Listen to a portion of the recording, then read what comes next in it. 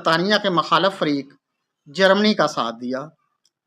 برطانیہ نے جنگ جیتنے کے بعد ترکی سلطانی یا عثمانی خلافت کا خاتمہ کر دیا۔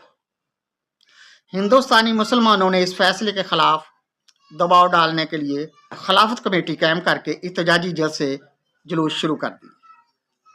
انگریزی مال کا مقاطع یعنی بائیکاٹ کرنے کا اعلان کر دیا۔ جناب موہن داس کرم چند گاندھی نے بھی اس تحریک کا ساتھ دینے کا اعلان کیا۔ دیسی کپڑا تیار کرنے اور پہننے کے لیے چرخے کی اہمیت پر زور دیا۔